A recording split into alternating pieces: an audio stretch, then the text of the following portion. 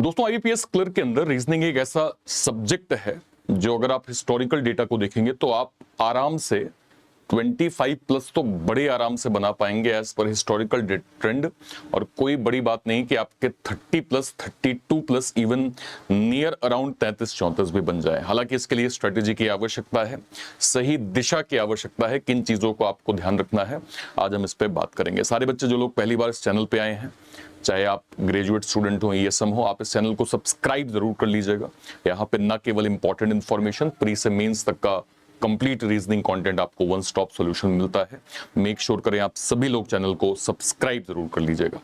तो रीजनिंग आप अगर स्ट्रेटेजी वाइज समझेंगे तो एक्चुअल में आपको रीजनिंग से प्यार हो जाएगा भाई, क्योंकि मैक्सिमम मार्क्स जब आपको इस सब्जेक्ट में गेन होगा तो आपको पता चलेगा कि हाँ यार, इसमें अगर मैं सही स्ट्रेटेजी पढ़ लूंगा तो मेरा काम जो है वो बन जाएगा। आइए डिटेल में समझते हैं। आपकी जो एक इनिशियल हिस्टोरिकल ट्रेंड के अकॉर्डिंग जो टारगेट है वो एटलीस्ट आपका 28 से 30 का स्कोर, 35 में से 20 मिनट का आपका टाइम है, 35 क्वेश्चन है, 0.25 की नेगेटिव मार्किंग आपको जो है वो एग्जाम में देखने को मिलती है। Historical trend easy to moderate रहा है। हिस्टोरिकल गुड अटेम्प्ट्स जो है वो 30 के करीब रहे हैं। हिस्टोरिकल सेफ अटेम्प्ट्स आपका जो है वो आराम से जो है वो 26-28 तो बना ही है।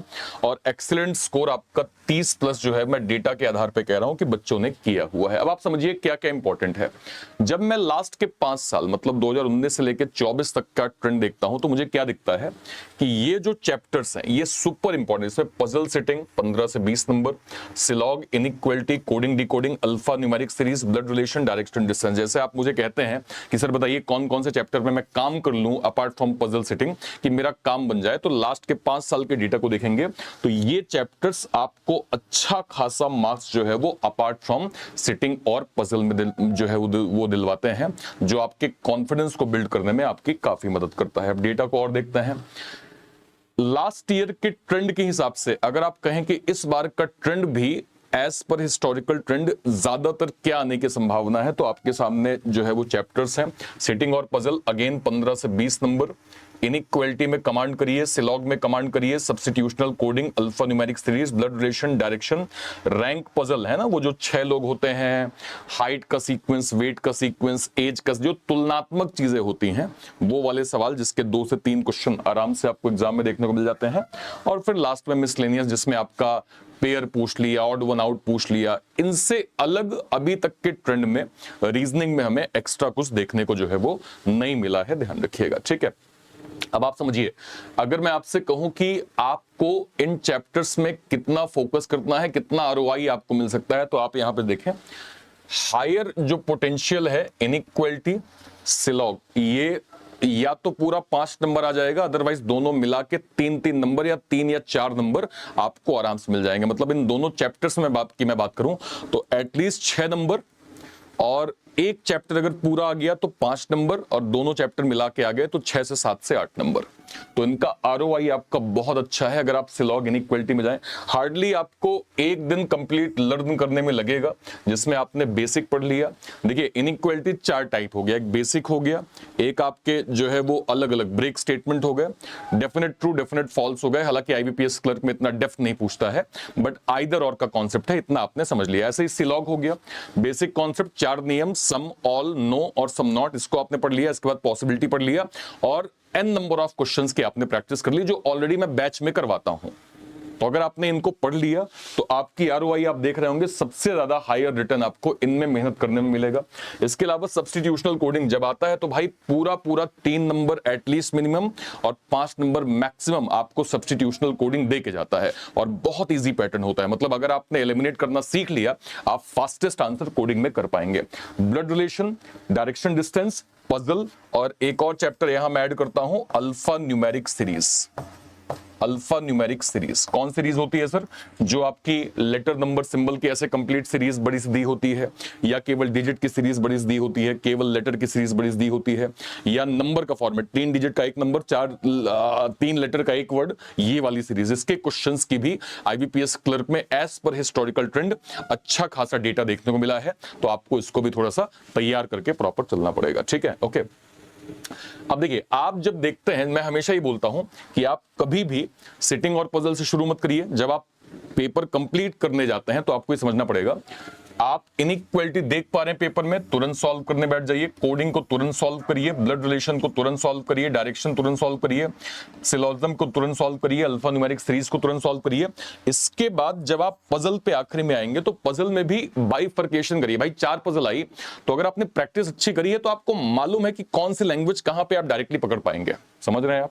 मतलब एक पजल है, उसमें दूर से ये में प्रैक्टिस करते हुए समझ में आ जाता है कि डॉट पॉइंट कहां कनेक्टेड है, कहां डॉट पॉइंट कनेक्टेड नहीं है। तो जब आप ये दोनों डिफरेंसेस को जो है वो समझ पाते हैं तो आप क्वेश्चन को बेटर पर्सपेक्टिव से कर पाते हैं और आप दूर से ही क्वेश्चन पढ़ के ये समझ जाते हैं कि कौन सा इंट्यूशन वाइज आपको लग रहा है कि हाँ यार इसको मैं थोड़ा फास्टेस्ट बना सकता हूं। और ये लगातार जब आप मॉक प्रैक्टिस करते जाएंगे तो आप एग्जाम के टेम्परामेंट को फील कर पाएंगे, जो मेन एग्जाम में आपकी काफी मदद करेगा पजल के डिस्ट्रीब्यूशन में, या किस पजल को पहले करना है किसको बाद में करना है, ये आपको जो है वो यहाँ पे हेल्प जो है वो करेगा। ठीक है, अब जैसे लेट्स सपोज मैं 20 मिनट का एक सिंपल जो है वो बोलूं कि आपको क्या करना चाहिए। तो पेपर खुला, सबसे पहले इन चैप्टर्स में आपको धावा बोलना है। ऑलवेज इन चैप्टर्स में ध्यान रखिए, कभी भी आप पजल से शुरू मत करिए। मैं आपसे बार बार कह रहा हूं, 10 में से एक आध बार आपको बेनिफिट मिलेगा, बाद में आपकी साइकोलॉजी खराब होगी।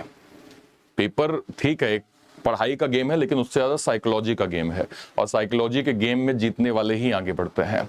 तो इट्स बेटर कि आपको ये समझना पड़ेगा कि किन चैप्टर्स पे काम पहले करना है, किन में बाद में करना है, वो आपको पता होना चाहिए। तो शुरू के आपने 8 से 10 मिनट इसमें टाइम लगा लिया, इसके बाद आपको लास्ट के जो 6-7 मिनट का टाइम मिल जाएगा, उसमें आप पजल में ये देख लीजिए कि कौन सी इंट्यूशन वाइज पजल आपको लग रही है कि हाँ यार इसको मैं पहले सॉल्व कर सकता हूं। ठीक है, और अगर आपको लास्ट में, क्योंकि बच्चों के पास अभी मैं आपको रिव्यू करवाऊंगा जब अभी एग्जाम होगा, बच्चे ये तक कहते हैं कि सर हमने 16-17 मिनट में पजल या पूरा पेपर करके सर हम बैठ गए थे और 2 मिनट वेट कर रहे थे कि सेक्शन खत्म हो। तो ये प्रैक्टिस से हो सकता है सर, ये केवल स्टेटमेंट देने से काम नहीं होगा, ये प्रैक्टिस लोग इसको संभव करते हैं और 35/35 स्कोर लाते हैं। अगर एक हिस्टोरिकल डेटा का गुड अटेम्प्ट 30 बता रहा है तो सोचिए, 28-30 बता रहा है तो सोचिए, वो तो एवरेज नंबर है, मेजॉरिटी बच्चों ने कितना स्कोर किया होगा। तो आपको भी 19, और मुश्किल नहीं है, रीजनिंग के अंदर ये चीज मुश्किल नहीं है अगर आप थोड़ा सा फोकस्ड अपनी स्टडी जो है वो कर लेते हैं तो। ठीक है, ओके। अब जैसे यहां पे देखिए, आपको डेली प्रैक्टिस जो है वो किन चीजों की करनी पड़ेगी। देखिए, मैं आपको ऑलरेडी मैं आपको ऑल्टरनेट डेज में पजल और पेपर का सेशन दे रहा हूं। तो अगर मैं आपसे कहूं कि सर आपको ये क्वेश्चन कहां मिलेंगे, तो आप इन क्वेश्चंस को बिल्कुल जो है वो स्किप करके बस एक चीज कर लीजिए। ये आपको चैनल दिख रहा है, इस चैनल पे सर डेली में, आज मैंने पेपर करवाया, उससे पहले हम लोग पजल कर रहे थे, फिर उससे पहले पेपर, फिर उसके बाद यहाँ पे पजल, फिर उसके बाद यहाँ पे पजल, उसके बाद यहाँ पे पेपर। इसका मतलब ये है कि अगर आप कंसिस्टेंट इन दोनों क्लासेस को रेगुलर कर लेते हैं, इनकी पीडीएफ को डाउनलोड करके रिवाइज कर लेते हैं, आपको एक्स्ट्रा कुछ भी कंटेंट रिवाइज नहीं करना है। ये कंटेंट आपके मोर देन सफिशिएंट है आपके प्रैक्टिस के लिए, आपके रिवीजन के लिए, आपकी फोकस स्टडी के लिए। तो मैं आपसे सिर्फ ये कहूंगा, जो बच्चे पहली बार चैनल पे हैं, आप लोग इस चैनल को सब्सक्राइब जरूर कर लीजिएगा। इसमें जो YouTube पे कंटेंट दिया जा रहा है, टेलीग्राम पे आपको उसका पीडीएफ मिल जाता है। तो अगर आप उस पीडीएफ को रेगुलर प्रैक्टिस करेंगे, आपको उसका इंपैक्ट बेनिफिट जो है वो काफी देखने को मिलेगा। ठीक है, ओके, आगे बढ़िए। अब आपको यहाँ पे पजल, देखिए अगर आप बिगिनर हैं, मैं आपको रिकमेंड करूंगा कि यार देखिए आपको इन टॉपिक्स को कवर करना पड़ेगा। अगेन मैं आपसे कहूं, मैंने बैचेस के अंदर इन टॉपिक को बिल्कुल स्क्रैच से कवर किया है, सिस्टमैटिक मैंने इन बैचेस को, मतलब इन टॉपिक्स को कवर किया है। अगर आप प्रैक्टिस जो है वो प्रॉपर सिस्टमैटिक कर लेंगे, क्वेश्चंस की प्रैक्टिस मतलब बेसिक समझ के, एन नंबर ऑफ पजल को अगर आप रिवाइज कर लेंगे, आप अच्छा स्कोर जो है वो इन सभी तरह की पजल में जो है वो प्रॉपर कर पाएंगे। ठीक है, ओके। एक ही पजल में अगर बच्चे 3 से 4 मिनट या ऊपर जो है वो टाइम लगा रहे हैं, तो आपके बाकी क्वेश्चन अपने आप छूट जाएंगे। ध्यान रखिएगा, आप गेस करेंगे वो भी हमेशा आपके लिए नेगेटिव है। सब क्वेश्चन अटेम्प्ट्स करने से एक्यूरेसी गिर जाएगी। देखिए आपको समझना पड़ेगा कि सिस्टमैटिक अप्रोच चलना है। ठीक है, सब क्वेश्चन बन रहे हैं तो बहुत अच्छी बात है, बट जबरई करना है वो आपके लिए नुकसानदेह हो सकता है। आप सिस्टमैटिक करेंगे। अगर आपको किसी में इंट्यूशन आ रही है कि टाइम लग सकता है, बिल्कुल स्किप करिए। पहले उन क्वेश्चन को करना जरूरी है जिसमें आपके मार्क्स जो है वो फास्टेस्ट यहाँ पे बन जाए। ठीक है, और लास्ट वीक प्रिपरेशन, देखिए आखिरी टाइम पे 2 प्रिपरेशन आप सोचें कि बहुत स्ट्रांगली आप कर लीजिए, नहीं बनेगा। वो टाइम अभी है, अभी आपको समय इन्वेस्ट करना पड़ेगा, क्लास करनी पड़ेगी, पीडीएफ डाउनलोड करना पड़ेगा, पीडीएफ नोट्स को प्रैक्टिस करना पड़ेगा, वहां से स्पीड आपको बनाना पड़ेगा। This is the only option जो आप अभी कर सकते हैं। आप एग्जाम के 10-20 दिन पहले आप स्पीड पे काम करेंगे, शायद आप अपनी ही साइकोलॉजी खराब करेंगे। तो इट्स बेटर कि अभी से इसमें जो है वो मैक्सिमम काम करना जो है वो आप स्टार्ट कर दीजिए। ठीक है, ओके, नेक्स्ट पे आ जाते हैं। जैसे होता क्या है कि 30 प्लस स्कोर का फॉर्मूला क्या है कि इजी टॉपिक्स को पहले गेन किया, फिर पजल 1, पजल 2 और पजल 3 अगर वो टफ लग रही है तो आप स्किप कर सकते हैं, क्योंकि 3-4 पजल आती है, तो अगर 3-4 पजल में से भी अगर 2 प्लस आपकी बन गई तो भी आप डिसेंट स्कोर बना पाएंगे। वैसे तो जो आईबीपीएस क्लर्क का लेवल होता है आप चारों ही पजल मेंटेन कर सकते हैं, बट इट्स इंपॉर्टेंट कि आपने बेसिक टॉपिक कंप्लीट करके आप मॉक देके पहले टाइम मैनेज करिए। अगर आपसे टाइम मैनेज नहीं होगा तो आपसे बनता हुआ क्वेश्चन भी आप कर नहीं पाएंगे, क्योंकि समय आपको इजाजत नहीं देगा। तो अभी से जितना जल्दी हो सके बेसिक पे काम करके मॉक देना स्टार्ट करिए। और मॉक की भी स्ट्रेटेजी है। मॉक की स्ट्रेटेजी क्या है कि भाई मैंने आपसे कहा कि आपने लेट सपोज इनइक्वालिटी कंप्लीट कर लिया, ठीक है, तो इनइक्वालिटी की एक प्रोसेस है। क्या प्रोसेस है? आपने सबसे पहले बेसिक पढ़ लिया, ठीक है, आपने बेसिक पढ़ लिया, ठीक है, क्लास से। उसके बाद उस बेसिक के साथ जो 20-25 क्वेश्चन की पीडीएफ आपको उस क्लास में मिल रही है उसको आपने डाउनलोड कर लिया। उसके बाद जो एक्स्ट्रा आपको 50 क्वेश्चन मैंने दे दिए उसको आपने जो है वो प्रैक्टिस कर लिया। उसके बाद आप जाएंगे मॉक में। मॉक में आपको लिखा मिलेगा सेक्शनल टॉपिक टेस्ट। क्या मिलेगा? Sectional topic test. Sectional topic test का मतलब होता है ये पर्टिकुलर केवल इनइक्वालिटी का टेस्ट होगा। तो इससे आपने जो क्लास किया, बेसिक पढ़ लिया, एक्स्ट्रा क्वेश्चन रिवीजन कर लिया, अब आप ये देख पाएंगे कि आप उस मॉक टेस्ट में कितना स्कोर करते हैं। जब आपके टॉपिक वाइज स्ट्रांग होने लगे चीजें तब आप जाएंगे सेक्शनल टेस्ट में। सेक्शनल टेस्ट क्या होता है? सेक्शनल टेस्ट मतलब कंप्लीट रीजनिंग का केवल टेस्ट। कंप्लीट टेस्ट आपका रीजनिंग का जो 35 मार्क्स का होगा, ठीक है। जब आप ये स्टेप आ जाएंगे फिर आप किस पे जाएंगे? फिर आप फुल लेंथ टेस्ट पे जाएंगे। फिर आप फुल लेंथ टेस्ट पे जाएंगे जो आपका कंप्लीट पेपर होगा। ये स्टेप को आपको लाइन बाय लाइन फॉलो करना पड़ेगा, तो जाके आप एक सही दिशा में ठीक स्कोर करके और कॉन्फिडेंटली स्कोर करते हुए आप आगे बढ़ जाएंगे। ठीक है, आगे बढ़िए। ठीक है, इनका एक अलग अलग मेथड होता है, उन मेथड्स के थ्रू आप कर सकते हैं। देखिए, एक सिंपल स्ट्रेटेजी समझिए। अगर आप बिगिनर हैं, बिगिनर लेवल पे हैं, मॉक आपने देना स्टार्ट किया, शुरू में हो सकता है आपके मार्क्स कम हो, जो कि होते हैं, एज अ बिगिनर सभी के साथ होता है। शुरू में आपके मार्क्स हो सकते हैं 18-20 पे आए, लेकिन जब आप कंसिस्टेंट मॉक देना नहीं छोड़ते तो और उसको analysis in detail in depth करने लगते हैं तो आपको उसमें इंप्रूवमेंट दिखनी स्टार्ट हो जाती है। आप फिर 11 से 15 जाएंगे, फिर आप फाइनल मॉक में जो कि एटलीस्ट जो है वो 25-30 के बीच, मतलब 25-30 प्लस जब आप मॉक कर चुके होंगे तो आपके कंसिस्टेंट स्कोर एटलीस्ट 25 बनने चालू हो जाएंगे। तो this is the right time, जहां पे आपके पास टाइम है 4 घंटे, 5 घंटे, 6 घंटे, 8 घंटे, इसको यूटिलाइज करोगे तो ये तुमको इंप्रूवमेंट मिलेगी। अभी तुम स्टूडेंट हो, समझो कैरियर स्टेबल नहीं हुआ है, तो अभी आपके पास जीवन में और कोई प्रायोरिटी नहीं होनी चाहिए। मतलब ये बहुत क्लियर मैं बोल रहा हूं, कल तुमको इसका पछतावा बहुत होगा। आज अगर तुम केवल स्टूडेंट हो और प्रायोरिटी तुम्हारा पढ़ना है तो कुछ भी तुम एक्स्ट्रा करोगे कल तुम्हें हर चीज का रिग्रेट होगा। और अभी इसलिए बोल रहा हूं क्योंकि अभी समय है, अभी बिल्कुल सही समय है जहां पे आपको सारी रियलिटी दिख रही है। और अगर नहीं दिखी तो मैंने समझा दिया, उसके बाद अगर आप इंप्लीमेंट करोगे स्वयं में प्राउड फील करोगे आज से 2 महीने बाद जब तुम्हारा पेपर होगा। बट अगर आज उसको इग्नोर करोगे तो उसका नुकसान तुमको बहुत होगा। ठीक है, तो ये इंप्रूवमेंट धीरे धीरे होगी सर, और धीरे धीरे होने के लिए आपको एक डिसिप्लिन मेंटेन करना ही पड़ेगा, अदरवाइज आपका बहुत नुकसान होगा। ठीक है, ओके। देखिए क्या होता है, फुल लेंथ मॉक से स्पीड में काम होता है। पजल सेट आप डेली प्रैक्टिस कर रहे हैं, कॉन्फिडेंस बिल्ड होता है। प्रीवियस ईयर क्वेश्चन आप करते हैं, आपको पैटर्न समझ में आता है पहले क्या पूछा गया। एरर की जब आप नोटबुक तैयार करते हैं तो आप मिस्टेक्स जो रिपीट हो रही है उसको लगातार आपके दिमाग में चलता है कि आप मिस्टेक कर रहे हैं, क्या नई चीज हो सकती है। और टाइमर लगा के प्रैक्टिस आपके एग्जाम प्रेशर को हैंडल करना आपको सिखा रहा होता है। ये सारी चीजें आपको एज अ प्रिपरेशन इन चीजों को फोकस करना है जो आपकी पढ़ाई के लिए सुपर इंपॉर्टेंट है। ठीक है, कंपटीशन लेवल अगर आप देखें कैटेगरी वाइज तो हाई होता ही होता है। ठीक है, जनरल में अच्छा खासा होता है, बाकी कैटेगरीज में भी आपको जो है वो मॉडरेट लेवल का देखने को मिलता है। अब आपको करना क्या है, इजी क्वेश्चन पहले करना है, ध्यान रखिएगा जो चीज करनी है।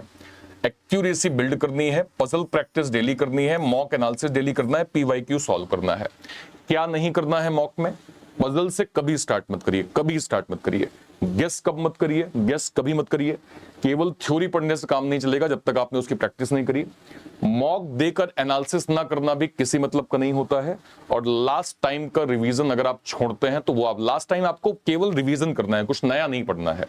लास्ट टाइम आप रिवीजन करेंगे, लास्ट में जो भी 10-15 दिन 20 दिन बचा हुआ है, तो आपकी प्रिपरेशन में कॉन्फिडेंस देगा। बट कुछ नया पढ़ने जाओगे तो वहां पे आपका नुकसान होगा। ठीक है, अब देखो सिंपल एक मैं स्ट्रेटजी कह रहा हूं, अगर आपने 35 अटेम्प्ट किए हैं, 70% की एक्यूरेसी है, मतलब 35 तुमने पूरे कर लिए लेकिन एक्यूरेसी केवल 70% है, तो वहां तुम्हारे मार्क्स 22-24 में जाकर रुक जाएंगे। 34 अटेम्प्ट किए, 75% एक्यूरेसी है, 24-26 मार्क्स जाकर रुक जाएंगे। 33 अटेम्प्ट किए हैं, 80% एक्यूरेसी है, 26-28 जाकर रुक जाएंगे। 32 अटेम्प्ट किए हैं, 90 एक्यूरेसी है, 30 जाकर रुक जाएंगे। 31% मतलब 31 अटेम्प्ट किए, 95 एक्यूरेसी है, 30-31 जाके रुक जाएंगे। 30 अटेम्प्ट किए हैं, 100% एक्यूरेसी है, 30 में जाके रुक जाएंगे। तो आप ये डिसाइड करिए कि अटेम्प्ट्स करना जरूरी है या अटेम्प्ट्स को एक्यूरेसी के साथ मेंटेन करना जरूरी है। एक्यूरेसी इंपॉर्टेंट और आपकी बन जाएगी। मैं आपसे फिर कह रहा हूं, ये आईबीपीएस क्लर्क है, लेवल होता है इजी टू मॉडरेट होता है, लेकिन अगर आपने अभी से अपने आप को झोंक दिया तो आप अच्छा स्कोर करेंगे। बच्चे अच्छा स्कोर करके आते हैं। मैं आपको अभी से कह रहा हूं कि जब एनालिसिस होगा, मैं मेजॉरिटी ऐसे बच्चे मुझे मिलेंगे जिनका स्कोर 33 प्लस होगा। और कोई बड़ी बात नहीं कि आपको 35/35 दिख जाए और बच्चा ये कहे कि सर मैंने 18 मिनट में सॉल्व कर लिया, मैं 2 मिनट चुपचाप बैठा था क्योंकि अब मेरे पास काम ही नहीं बचा था। ये भी आपको सुनने को मिल सकता है क्योंकि अर्लियर ट्रेंड में हमने बच्चों के ये स्कोर जो है वो देखे हैं। ठीक है, और देखिए रॉन्ग का एक कैलकुलेशन समझ लीजिए। एक क्वेश्चन रॉन्ग हुआ, 0.25 मार्क्स कटे। 2 जो है वो रॉन्ग हुए, 0.50। 4 रॉन्ग हुए, 1 नंबर कट गया। 8 रॉन्ग हो गए, 2 नंबर कट गया। जो है वो आपके 12 जो है वो रॉन्ग हो गया, 3 नंबर कट गया। तो आपको अकॉर्डिंगली इसको भी जो है वो कीप इन माइंड लेके चलना पड़ेगा। ठीक है, तो मैं जब ये कहता हूं कि जो है वो इजी टू मतलब क्वेश्चन के लेवल आप समझिए, हमेशा एटलीस्ट आपको ओवरऑल पेपर में एटलीस्ट 18 से 20 क्वेश्चन इंक्लूडिंग पजल जो आप बड़े आराम से कर सकते हैं अगर आपकी बेस प्रैक्टिस बहुत अच्छी है तो। मतलब इतने नंबर आप बना ही पाएंगे अगर आप अभी से बेसिक कंप्लीट करके टॉपिक वाइज फंडामेंटल सीख के अगर आप आगे बढ़ते जाएंगे तो आपका डिसेंट स्कोर जो है वो मिनिमम जो है वो रीजनिंग में इतना बन जाएगा। ठीक है, ओके। अब देखिए कुछ मिस्टेक क्या करते हैं बच्चे। एक ही पजल में ज्यादा टाइम देना, 60% बच्चे गलती करते हैं। गेसिंग, इजी क्वेश्चन इग्नोर करना गलती होती है। मॉक एनालिसिस ना करना गलती होती है। और टाइम बाउंडेड प्रैक्टिस आप नहीं करते, इसका भी नुकसान आपको काफी ज्यादा होता है। तो समझिए सिंपल, रीजनिंग में टॉपर वही बनता है जो सबसे इंटेलिजेंट नहीं बल्कि सबसे ज्यादा प्रैक्टिस करता है।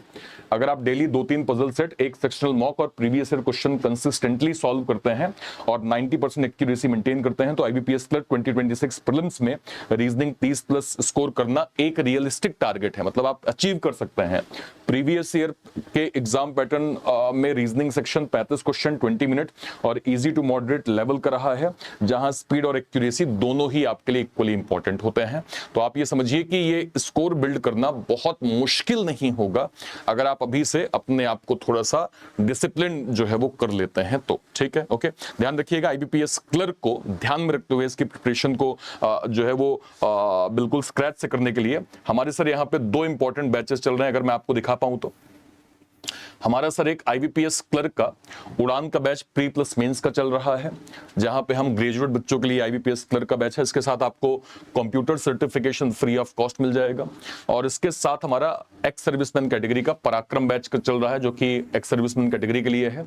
इसके साथ आपको कंप्यूटर सर्टिफिकेशन जो है वो फ्री ऑफ कॉस्ट यहाँ पे मिल जाएगा। ध्यान रखिएगा, इसमें कंप्लीट आपको जो है वो कंटेंट आईबीपीएस क्लर्क का जो है वो मिल जाएगा। इसके अलावा जो एनआईसीएल का अभी नोटिफिकेशन आया था उसका भी एनआईसीएल असिस्टेंट का हमारा बैच चल रहा है, ग्रेजुएट बच्चों के लिए सफलता बैच। और हमारे एक्स सर्विसमैन कैटेगरी के लिए हमारा सैनिक बैच जो है वो एक्स सर्विसमैन कैटेगरी के लिए चल रहा है सर। तो इंस्टेड ऑफ दिस कि आप अलग अलग बैचेस को अवेल करें, मैं आपको रिकमेंड करूंगा कि आपको सर हमारे बैंक महापैक के साथ जाना चाहिए, जिसमें अगले 1 साल तक कोई भी नोटिफिकेशन आएगा उसके कोई बैचेस बनेंगे वो सब आपको बैंक महापैक के अंदर प्रॉपर जो है वो मिल जाएगा। ठीक है सर, ओके। इसके अलावा हमारा most demanded ex serviceman super pack जो कि हमारे एक्स सर्विसमैन कैटेगरी के सर लोगों के लिए है, इसमें केवल और केवल एक्स सर्विसमैन के बैचेस आपको मिलते हैं। और इसका फाइनली हमने प्रो वर्जन यहाँ पे जो है वो लॉन्च कर दिया है। अगर आप प्रो यहाँ पे देखेंगे, exclusive pro mentorship, 1-to-1 doubt session, study road map, weekly live Zoom mentorship, personality guidance, direct mentor access, accountability support, Telegram community, target based preparation plan, expert career counselling, priority student support, ये सब कुछ आपको इसके अंदर proper जो है वो मिल जाएगा, जो कि हमारे केवल ईएसएम कैटेगरी के सर लोगों के लिए है। और इसमें अगर मैं आपको दिखा पाऊं, फिलहाल हमने स्पेशल ऑफरिंग इसकी लॉन्च करी है। अगर आप 10 अगस्त से पहले ex serviceman super pack pro avail करते हैं तो आपको इसके साथ कंप्यूटर सर्टिफिकेशन जो है वो फ्री ऑफ कॉस्ट मिल जाएगा। ध्यान रखिएगा, हमारा जो प्रो प्राइसिंग है, क्लासिक पैक 1 साल का 1999, 2 साल का 2499 और जो प्रो पैक है वो 2 साल का 2999 में प्रॉपर आपको मिल जाएगा। इसको आप कहां से अवेल कर सकते हैं सर? या तो इसी वीडियो के डिस्क्रिप्शन बॉक्स में जाइए या फिर कोई वीडियो, लेट सपोज मान लीजिए आप ऐसे चैनल पे गए, ये आपने जो है वो YouTube पे सर्च किया रीजनिंग बाय अर्पित सर, ये आपको चैनल मिल गया सर। जैसे आप चैनल पे जाएंगे, जैसे आप मान लीजिए लाइव सेक्शन पे गए, मान लीजिए आपने इसी वीडियो पे क्लिक किया, जैसे आप इस पे क्लिक करेंगे और जैसे आप इसके डिस्क्रिप्शन बॉक्स में जाएंगे, आप यहाँ देख सकते हैं कि IBPS क्लर्क आपका उड़ान बैच है, प्री प्लस मेंस का बैच। इसके अलावा ये सर हमारा यहाँ पे IBPS क्लर्क का पराक्रम बैच आपको मिल जाएगा, ठीक है, ओके, एक सर्विसमैन का। इसके अलावा अगर आप केवल रीजनिंग स्पेशल, केवल आप रीजनिंग पढ़ना चाहते हैं तो ये हमारा रीजनिंग नायक सब्सक्रिप्शन आपको मिल जाएगा, केवल रीजनिंग के बैचेस के अंदर आपको मिल जाएंगे, ठीक है। बट मैं आपको रिकमेंड करूंगा कि अगर आप ग्रेजुएट बच्चे हैं तो आपको बैंक महापैक के साथ जाना चाहिए, बैंक महापैक आप अवेल कर सकते हैं, या फिर इसके नीचे आप जाएंगे तो ये आपका एक सर्विसमैन सुपर पैक। जैसे ही आप सुपर पैक पे जाएंगे, जैसे ही आप बाय नाउ पे जाएंगे तो ये क्लासिक प्रो, आपने प्रो पे क्लिक किया, बाय नाउ पे गए, बस दिए गए कोड को हटा के सिंपल यहाँ पे लिखिए ARPIT आप लिखेंगे अर्पित, आपको मैक्सिमम एडिशनल डिस्काउंट एक सर्विसमैन सुपर पैक या सारे ही पैक में प्रॉपर मिल जाएगा। उम्मीद करते हैं चीजें आपको बहुत अच्छे से क्लियर हो गई होंगी, और कहीं भी कोई डाउट होता है इस वीडियो के कमेंट सेक्शन में अपनी बात आप जरूर रखिएगा। टिल देन, तब तक के लिए thank you so much, thank you so much, thank you so much, जय हिंद, थैंक यू।